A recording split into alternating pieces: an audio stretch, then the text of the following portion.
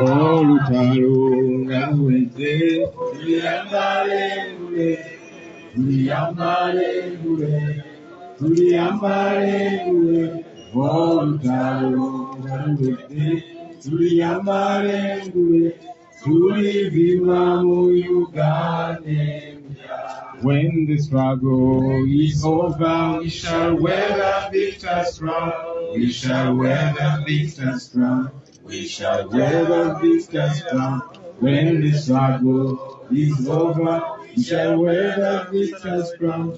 In a new Uganda. People power. Our power. People power. Our power. NUP. Everywhere. Thank you very much. Thank you. I'm back like I never went. First of all, allow me, ladies and gentlemen, to congratulate our leaders that are acting both in acting and that are serving both in acting and substantial capacity. Congratulations. You are appointed because you are believed in, because there's so much faith in you. Go out there, make us proud, ladies and gentlemen. We believe in you. The nation believes in you. The nation believes in us. Wherever you go, you are carrying all of us there. Whenever you do something that makes us proud, you're making all of us proud.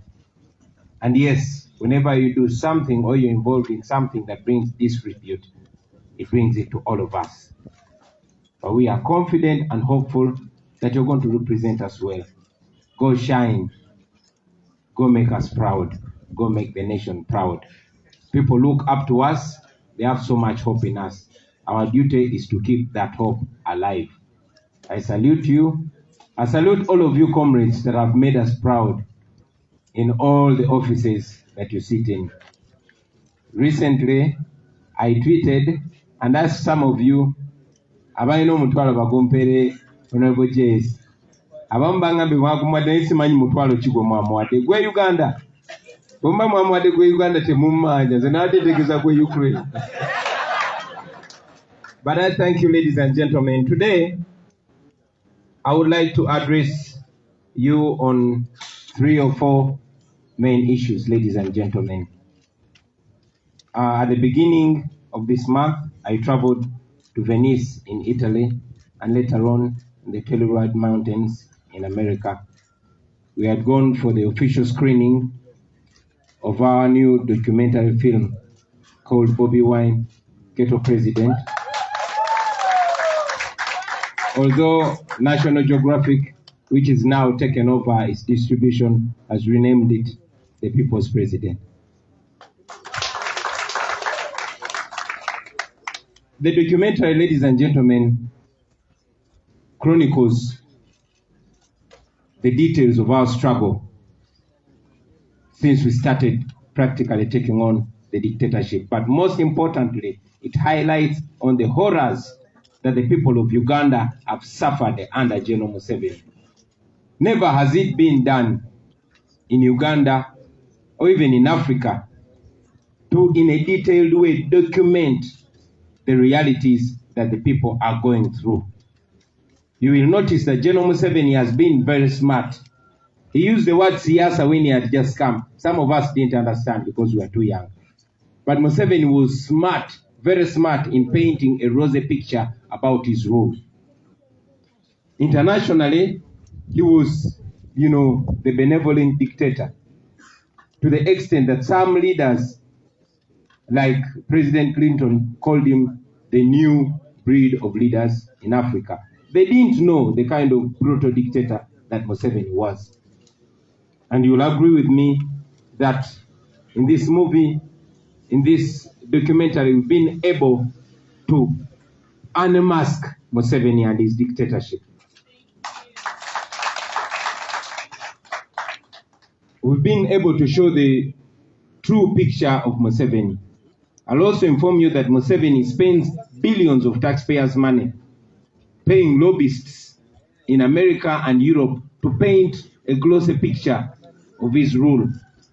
Many were shocked to see the real picture of Uganda under Museveni. So I want us to once again congratulate ourselves because we were able to show the world the realities that nobody would have seen otherwise. And I believe that this is the biggest assault on Museveni's fake image that he has painted across the world. From launching that documentary, I proceeded to visit Ukraine. I went along with comrades from Ghana, from Tanzania, and from South Africa. We went to witness firsthand the situation in Ukraine and how people are faring since the Russian invasion.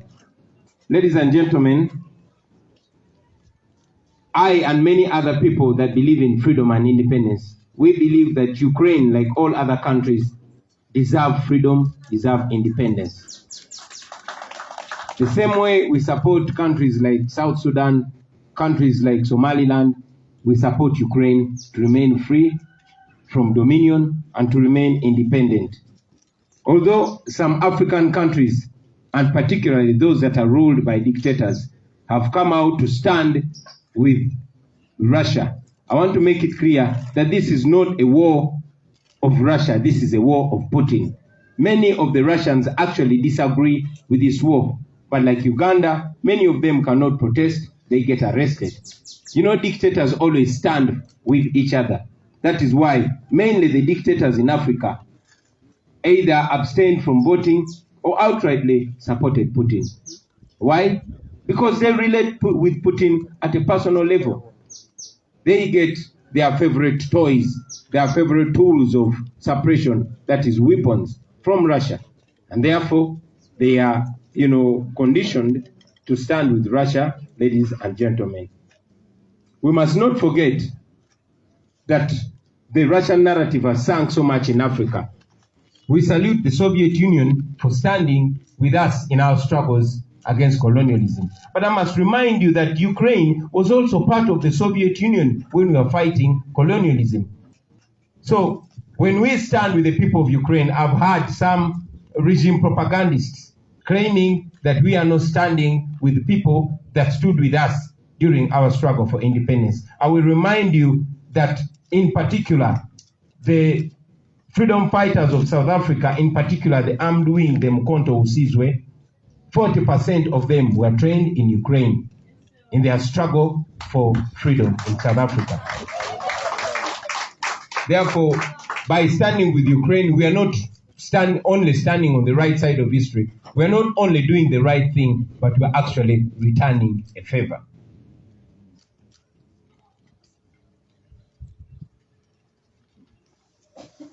Ladies and gentlemen, most importantly,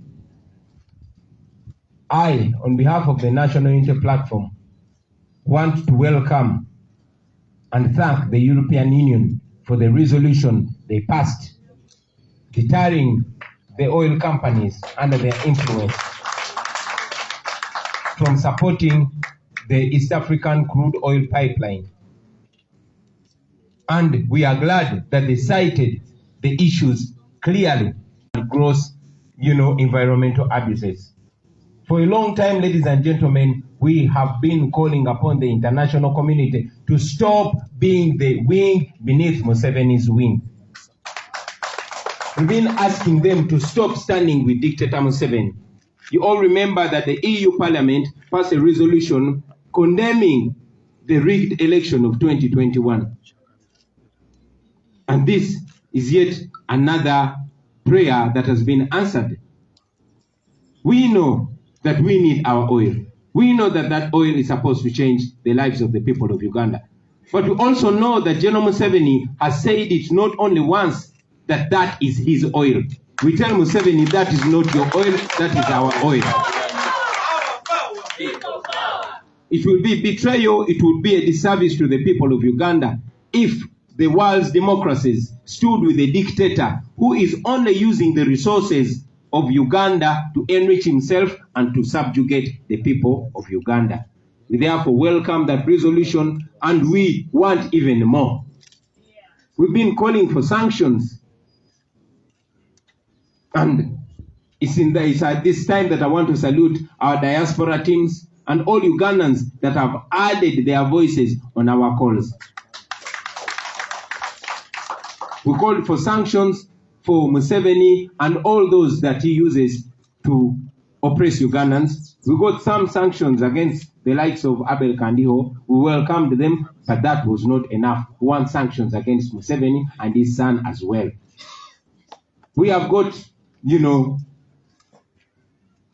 a good sign from the EU, but we want more.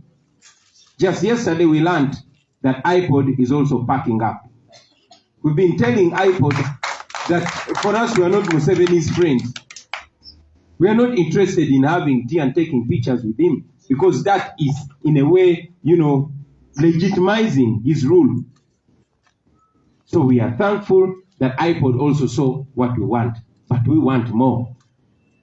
You know that we took Museveni to the International Criminal Court.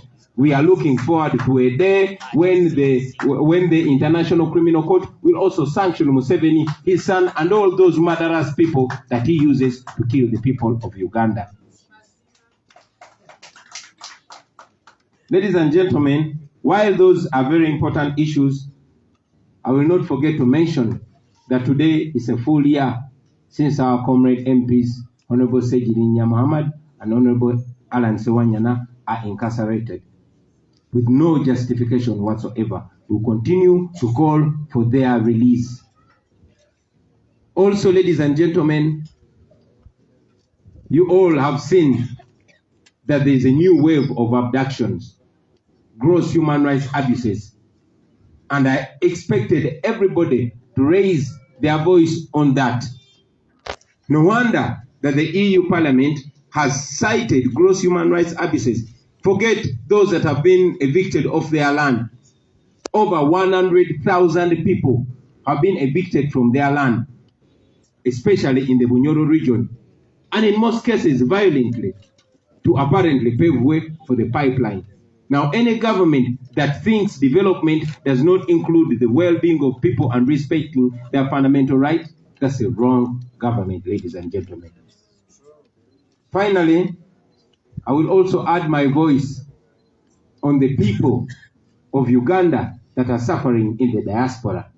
Our brothers and sisters, many of them have had their organs taken away. Many of them have been abused sexually and otherwise. But as we speak now, more than 1,000 Ugandans are stuck in the diaspora. Now, I saw this Deputy Speaker of Parliament, Taebwa, claiming that for the EU to stop the construction of the oil pipeline, the crude oil pipeline, is an act of neocolonialism. I looked at this man and I couldn't find the right description for him. All clad in colonial outfits, putting on those silly wigs that he does not even know what they mean. But he's calling out neocolonialism. Every dictatorship always pulls out the Pan-African card. This is the time the Tinyefuzas of this world are talking about Pan-Africanism. When you do not stand with their fellow dictator, Putin, they call you, they say you're not a Pan-African. But these are the so-called Pan-Africans that have seen our brothers and sisters facing racial segregation in China in the wake of the COVID-19 pandemic. Myself and other Pan-Africans offered a plane to repatriate them back home. But Museveni's regime denied us landing space to bring our brothers and sisters back home. Today, our black brothers and sisters are facing oppression in the Arab countries. They are stuck. They just want to come back home. Museveni can afford to use Uganda's money to take his daughter to Germany to give back. They can afford to put one person on Uganda's plane to go for treatment, but they cannot afford to bring back our brothers and sisters that are suffering in the diaspora. That is why, in our little abilities, we have decided to stage concerts in various places so that we raise funds to bring back these people from those areas where they're suffering. Thank you very much, ladies and gentlemen. Katika mbiogere mu Uganda.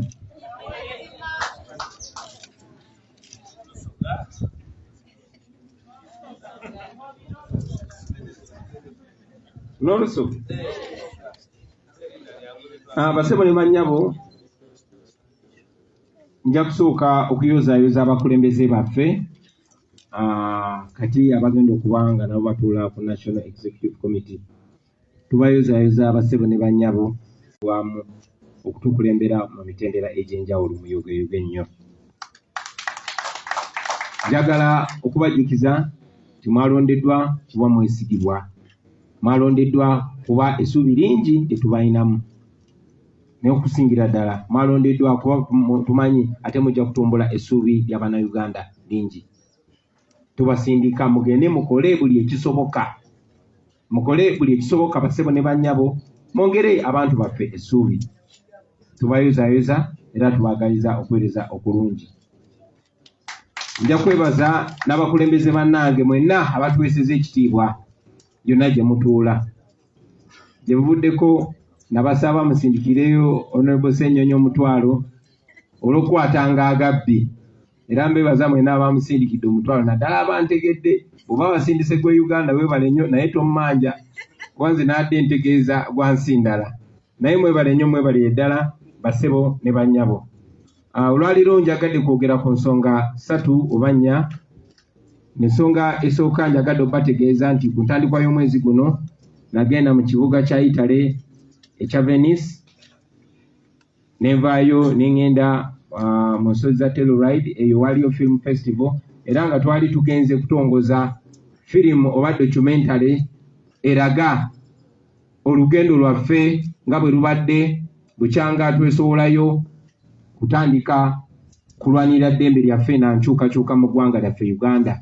Okusingira ddala eno documentary film eraga ebizibu n'okutulugunyizibwa n'obwannakyemalira n'ettemu n'ebikolobero byonna ebikoleddwa ku Bannayuganda nga bikolebwa Mwami Museveni. Twabagamba nti ffe twajja kulabisa Museveni basebo ne bannyabo ate omulabisa mu buli sitayiro yonna esoboka. Museveni amaze emyaka mingi nnyo ate tulina kimu abadde musajja mugezi, in fact abadde muyaaye. Museveni amaze emyaka mingi ng'afeera abazungu ng'alina ekifaananyi kyateekawo ekirungi ennyo. Kuba okusooka yajja ayogera ebigambo birungi nnyo nga bwe tuze nga tugamba newankubadde yali tabitegeeza.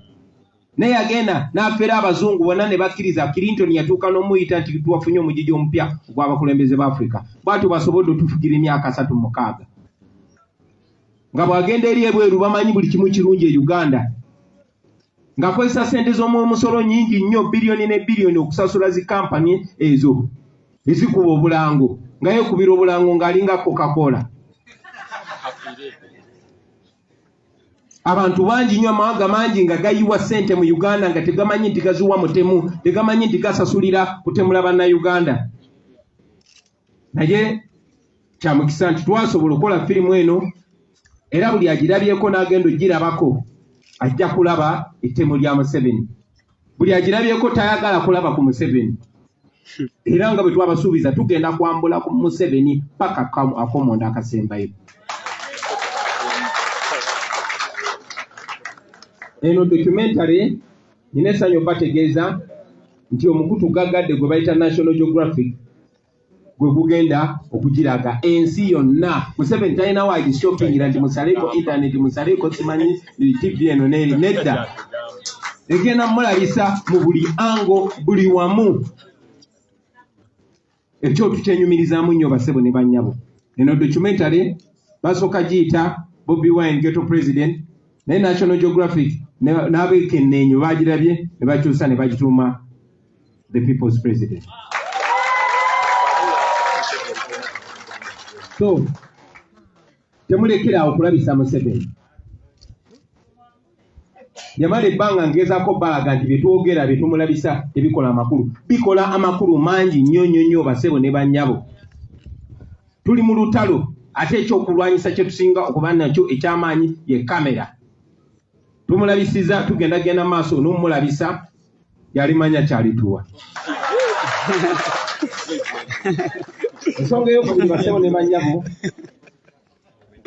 bwe twavudde mu kutongoza eyo documentary nga ndi wamu ne bakulembeze bannange okuva e Ghana, okuva e Tanzania n'okuva e South Africa, twagenyiwaddeko mu bugenyi obutongole mu ggwanga erya Ukraine eriri mu lutalo kati. Teweebuuza ngeri ki gye twatuuseeyo kubanga ensalo zonna nzigale, tewali nnyonyi eyingirayo, naye bwe tubagamba nti tetuli ba bulijjo, ekyo kyekitegeeza basebo ne banyabo. Twasinkanye abakulembeze bangi, bingi mwabirabyeko, bingi mubindekere, naye okubazaamu essanyu essuubi abannansi ba Ukraine beerwanyeeko bonno kati beerwanako na byakulwanyisa, tetunaba kutuuka waawo nga bw'agambye. Twayagadde nnyo n'okutangaaza mmwe bannayuganda bannaffe n'amawanga ga Africa, kubanga munakkiriziganya naffe nti mu Africa amawanga agamu naddala ago agafugibwa bannakyemalira gakwatagana ne Putin, kubanga era bannakyemalira bo bakwatagana nnyo, gakwatagana ne Putin kubanga abawa ebyokulwanyisa bye bakozesa okufufugaza n'okunyigiriza abantu baabwe, ebiseera ebisinga nga tataddewo condition za ddembe ly'abuntu oba ebifaanana ng'ebyo. Ensonga lwaki abamu bo bawagira Putin ate abalala ne batalonda na kulonda. Naye nyina essanyu bategeeza nti abantu abasinga mu Africa bayimiridde n'abantu ba Ukraine kubanga bakkiririza mu buli nsi yonna yonna okuba n'eddembe lyayo, okusalawo wa gy'eyagala okugenda, okusalawo engeri gy'eyagala okutambuzaamu embeera zaayo. Abamu baavuddeyo ne bagamba nti okukolagana ne Ukraine tuba tetuyambye abo abayimirira naffe. Munajjukira nti mu myaka egy'enkaaga n'egy'ataano nga tulwanirira eddembe lyaffe, nga tulwanirira obwetwaze, ensi eya Soviet Union mu biseera ebyo yayimirira naffe. Basebo ne bannyabo, ebiseera ebyo Ukraine yali emu ku nsi ezaali zimakinga Soviet Union nga tenabakwekutulako. Era munajjukira nti ebitundu 4 ku buli 100 abasirikale abali ku ludda lwa Mandela abaali balwanyisa abazungu, ebitundu 4 ku 100 babatendekera Ukraine. Ndowooza mulaba Ukraine bwekwatagana n'okutendeka abantu naddala abalwanirira eddembe lyabwe. So eyo nno yemu ku nsonga ennyingi lwaki twagenze okukwatagana ne bannaffe abali mu Ukraine. Babatumidde nnyo, omukulembeze wa Ukraine yabatumidde nnyo, n'abo bakoola ku mizinga nabo babatumiridde.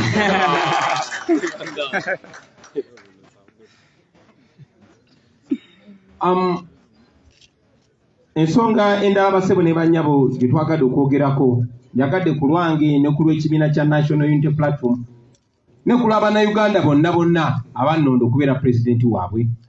Njagala okwaniriza okusalawo kwa Paaliyamenti y'amawanga ga Bulaaya gonna ey'okugaana okuteeka ssente mu kaweefube wa pipeline etwala oil waffe Tanzania, n'okudiscouraginga oba okugaana kampuni eziri mu matwale gaabwe okukolagana ne Mwai Museveni nga bazimba eyo pipeline. Era nga batunuulira ensonga zino wammanga, batunuulidde ku nsonga y'obutonde, naye n'okusingira ddala ne batundira ku nsonga y'eddembe ly'obuntu eririnnyiddwa, nga mwe muli abantu abagobeddwa ku mataka gaabwe abasukka emitwalo 10. Mujja kujjukira nti abantu abasukka emitwalo 10 bagobeddwa ku mataka gaabwe ate nga basinga bagobwako na kibuli. Munajjukira nti gavumenti ya Museveni engeri gyeri ey'ababbi bwe bamanya nti wano wanaayitawo ekkubo, bo bennyini basooka kweguza ttaka ly'abantu ne babagobako ne bajja ate ne baliguza gavumenti ku ssente nnyingi. Kati nno yiyo enkola gye bakoze ne Bunyoro. Naye njagala obategeeza bannaffe ab'e Bunyoro kyekyo twakikozeeko. Museveni yavaayo n'ategeeza nti oil wuwe, era nga bw'abadde akola ku by'obugagga by'ensi ebisinga. Mulaba Golodi kati ye na famire ye be bamusuubula naye nga bamuyita Golodi wa Uganda. So tumaze ebbanga basebo ne banyabo nga tubagamba ko mulimu gwaffe tugenda kusala buli kakutu buli kasiwa akaleeta sente mu nsawo za Museveni. Kyandibadde kyabulabe nnyo Museveni bw'akwata ku sente zaffe ez'amafuta tuba tugenda kufuuka North Korea. Baati bakyalina kye bamugamba. Katwagadulane ne Museveni ng'ali yala. Tomwa Museveni tukutegeeza nti tewali bya pipeline. Gwe kubadde omulimu gwaffe njagala okwebaza bannaffe bonna ab'omu diaspora owakaweefube abeekalakasiza abeekyanza abawandiisa amabaluwa abagenze ne boogera ku platform ez'enjawulo mugende mu maaso.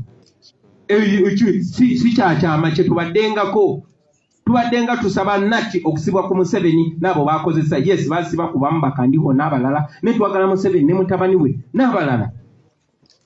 Tuze tusaba amawanga ga Bulaaya gonna agavujjirira Uganda ensimbi okulekerawo okuwa Museveni sente z'akozesa okutta abantu. Tuli basanyufu tiyo step twagituuseeko naye twagala ne step endala. Mukimanyi ndi Museveni twamutwala mu International Criminal Court. Twagala n'ekiwandiiko ekirala kifulume nga kiragira Museveni mu kuba jeke bonna bwe bamusangira. Betulimu bya ddala abasebo ne bannyabo. Tuli mu lutalo. We are at war. Ekyenjawulo nti ffe tetulwanyisa biri bye mwalabye. Ekyenjawulo nti ffe tetulwanyisa basebo ne bannyabo. Temu, we don't use violence, but we are going to use all moral angles to make sure we stop Museveni. So, awo tutandika butandisi. Musaba, katandika butandisi. Era njagala mwenna bakulembeze bannange mugende mu maaso nga munnyonnyola bana Uganda nti oyo oyiro waabwe okustopinga Museveni okutwala oyiro waabwe tekuba kustopinga nkulaakulana. Uganda ngagga naye bana Uganda baavu kubanga atufuga mubbi. Nali nnyumya ne mukwano gwange Omufalansa omu n'aŋŋamba you don't have a president, you have a thief. Oyiro baali baatandika dda n'omusimogolayo n'omutunda mu mankwetu. Mumanyi bulungi nnyo nti ebikwata ku oyiro ebikwata ku by'obugagga bwaffe tetubimanya. So kiba kyabulabe nnyo emmaali y'eggwanga okugwa mu mikono gya Museveni kuba si ye pulezidenti. Kiba kyabulabe nnyo emmaali y'eggwanga okugwa mu mikono gy'omuntu nga ye ayagala gikozesa bakuma nga muli baddu. So nga Parliamenti y'amawanga ga Bulaaya bwe kyasitopinze temulekeraawo munnyonnyola abantu basebo ne bannyabo. Nalabye Tayebwa ng'ali mu Parliament eyawa ne Uganda ng'agamba nti okusitopinga okulemesa pipeline eyo kuba mawanga ga Bulaaya kutuyingirira yakiyise neocolonialism. Era nga bannakyemalira bonna buli bamugambako bwaba bamuwa obuyambi bwaba beewola ssente baba bagamba bakikolera olunaku lwaleero buli Munnayuganda n'omwana gwazadde gulo bamubanja akakadde kamu emitwalo 8. Ezo ssente abo ababbi be baazeewola bagula bizimbe Bulaaya nze mbeerayo mbimanyi. Okay? Mmwe mugendo zisasula kati n'emmaali yammwe ey'omu ttaka baagala bagikozese kati banyigiriza ate mmwe mujja okusasula. Bwe babagambako nga bagamba mutuyingirira. Ffe abakirwanyisa nga bagamba mukolera Abazungu. Naye nalabye agamba tukolera Abazungu ng'ayambadde ebiwiigi by'Abazungu tamanyi na kye litegeeza agamba nti Mufirika. Boosi we ye tayagala bamanye na kumanya nti Mufirika afuba nnyo okulanga olususu lwe tufaanana nga lwaffe. Eyo kanva eyo. So, njagala okubajjukiza basebo ne bannyabo. Amafuta ago gammwe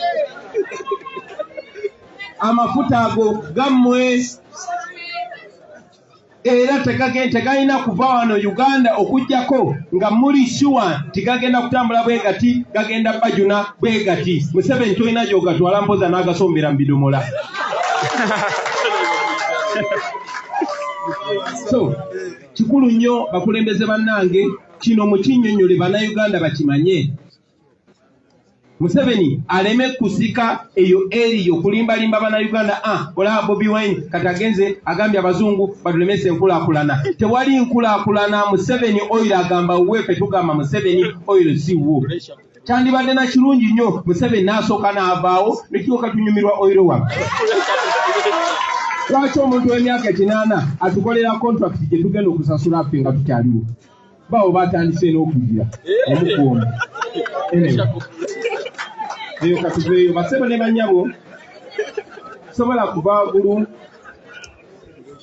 nga sibajjukiza nti guweze omwaka mulamba bukyanga Abaganda baffe Honorable Sewanyana ne Honorable Segirinya basibibwa awatali musango. Twongera okugatta amagwanga ababanja okuteebwa kw'abakulembeze baffe abo embagirawo. Munajjukira nti ekiwamba abantu kyeyongedde, kibadde kigenda maaso naye kyeyongedde.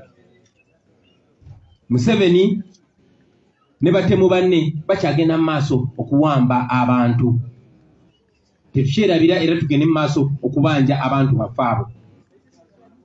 Kineewuunyisa nti beewuunya lwaki Parliament ya Bulaaya yagambye kitegenda kukolagana na gavumenti ya Museveni mu nsonga za oil nga wakyaliwo okutulugunya abantu, nga wakyaliwo okukwata abantu nga bakwatibwa magye, okukwata abakyala kwentegeza nga bakwatibwa magye nga munnaffe Marinos ekyamutuukako, nga wakyaliwo ekiwamba abantu, nga wakyaliwo okulinyira eddembe ly'obuntu bw'ekityo.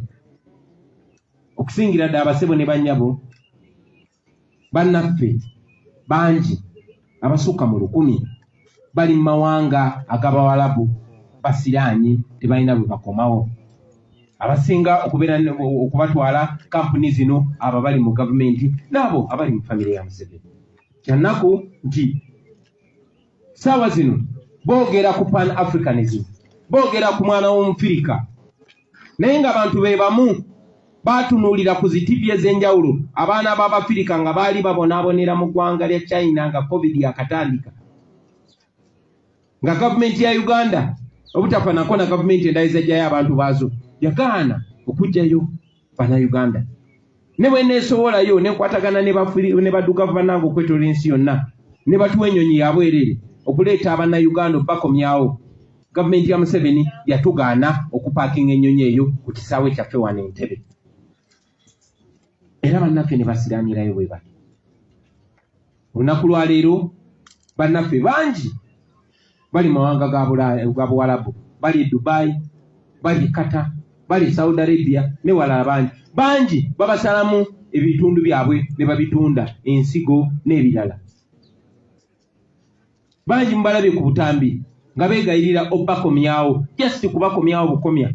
Munajjukira nti gavumenti ya Museveni yali ekutteko ennyonyi ya Uganda neteekako just muwala wa Museveni agende e Germany azaalire eyo amalwaliro ga kuno tageesiga.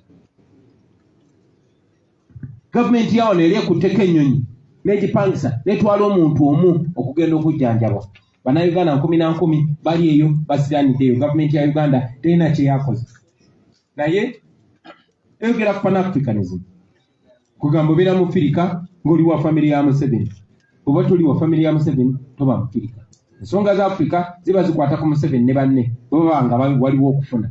Naye bw'boogera ku ddembe ly'obuntu no, Abafirika abalala tebalina ddembe ly'abuntu. Eyo ensonga lwaki basebo ne bannyabo twasazeewo mu busobozi bwaffe obutono okugenda mawanga ago tukoleyo shows kuba tulina ekitone kye twagula, tukoleyo concert tusobole okufuna akasente tukomyewo bannaffe baganda baffe ne bannyinaffe. Era mwenna abali ku mawanga eyo bwemulaba tutuuse mubeereemu ne bannammwe mubabeereremu. Ate nammwe mwenna abasobola noba osobola kugula tiketi emu, tubasaba either mutuukirire abo bemuba musobodde okutuukirira abali eyo oba naffe mutuukirire tulabe bwe tuyamba bannaffe okubakomyawo. N'obugambo obwo mbeebaza okumpuliriza abasibo ne bannyabo. Mukama abampeera omukisa.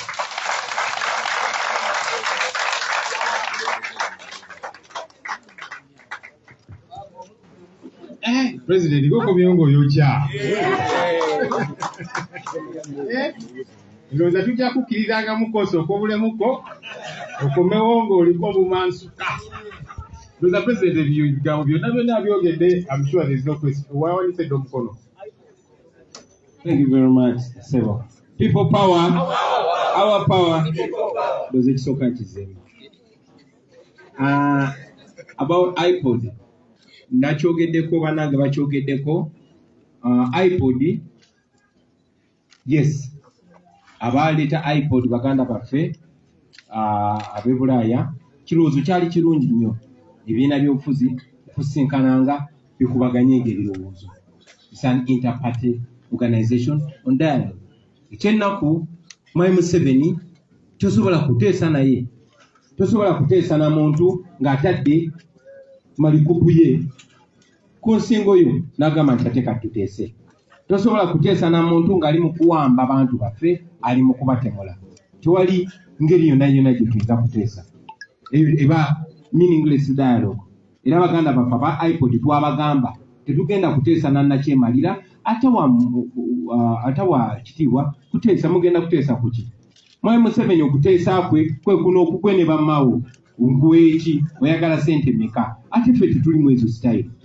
So aba iPod twabagamba era nga bwe tuze tugamba abantu abalala bonna era tuli basanyufu ti aba iPod batuwuliriza ne batatawaana kumala sente zaabwe. In any case ne bakozesa nnyo iPod okulimba abantu nti tukolagana ne Museveni. Munajjukira nti ne bakaleekezi ba Museveni baadde nga bagamba iPod mulya sente za iPod bawa sente. Kale basebo ne banyawufu abalya sente za iPod twazigobye naye ne tugigoba. Mwebale nnyo mwebale.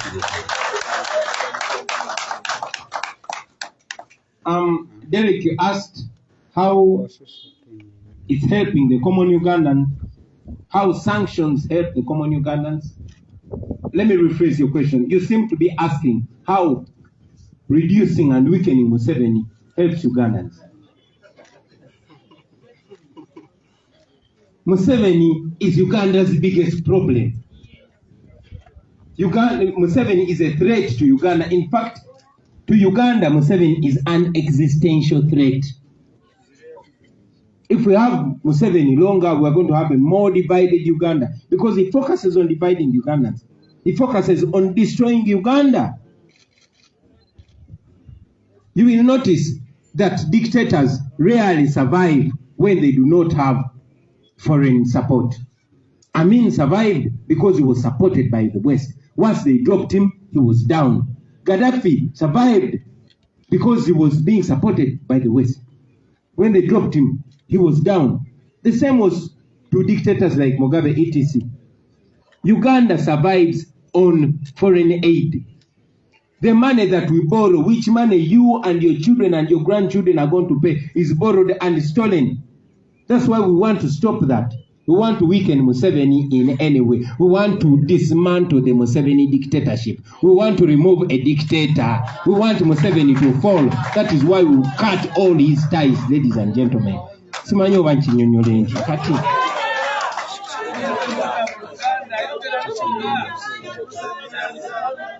Nchiteku muluso. Muganda Frederick abuziza tikiyambira wa monna Uganda. Butusala obusuwa bonna abavujirizi b'ensimbi bayitamu okuwa Museveni sente. Sente ezo zetumanyi buli omu z'amanyi ate Museveni azikozesa si kwegagaza kokka wabula okufufugaza n'okutulugunya bannayuganda. Olunaku lwaleero nja kiddamu buli omu ali wano kumwe na buli alina omwana akabere wa lunaku lumu abanjibwa akakadde kamu mu emitwalo 8. Si mwe mwazeewola naye mwe mujjo zisasula. Tezeewolebwa kubayamba, zeewolebwa kubanyigiriza. So ebyo bye tugezaako okustopinga.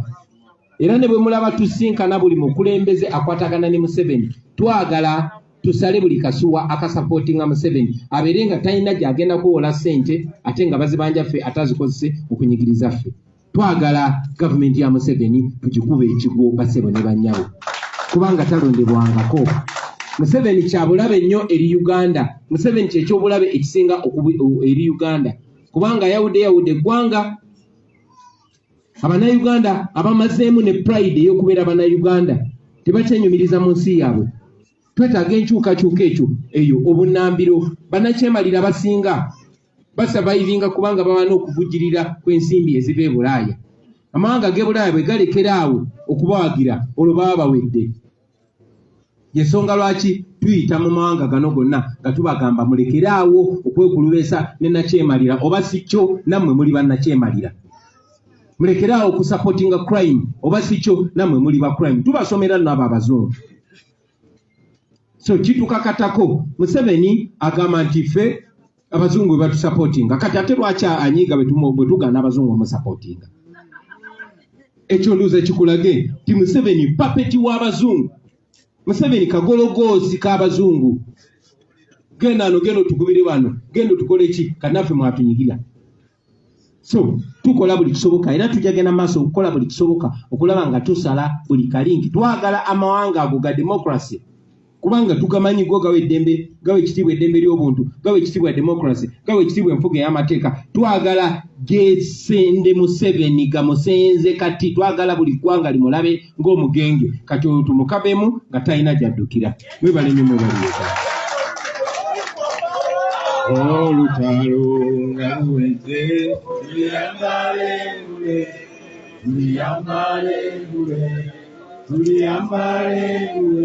Olutalo nga luweze tuliyambale ngule. Tulivima mu Uganda. When the struggle is over, we shall wear the victor's crown. We shall wear the victor's crown. We shall wear the victor's crown. When the struggle is over, we shall wear the victor's crown. In a new Uganda. People power. Our power. Have a good day, ladies and gentlemen.